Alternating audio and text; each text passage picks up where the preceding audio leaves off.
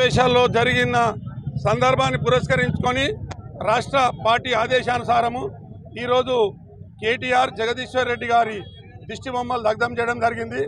వాళ్ళ అహంకారానికి నిదర్శనంగా మొన్న అసెంబ్లీలో స్పీకర్ గారిని వాళ్ళు దురుసుగా మాట్లాడడం, వారు ఇంకా అధికారంలో ఉన్నామన్న మదంతో మరి ఎవరికి కూడా వారి గౌరవాన్ని ఇవ్వకుండా మరి అసెంబ్లీ సెషన్లో జగదీశ్వర్ రెడ్డి గారు మాట్లాడడం మరి రాష్ట్ర వ్యాప్తంగా అందరూ చూడడం జరిగింది.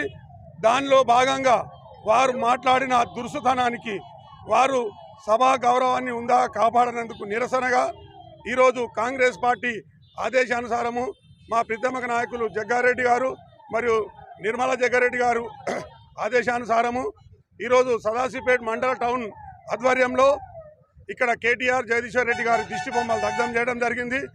ఇదే విధంగా ఇంకా వాళ్ళు అధికారంలో ఉన్నామనే అహంకారాన్ని వీడకుంటే భవిష్యత్తులో ఇంకా చాలా గుణపాఠం చెప్పవలసి వస్తుంది.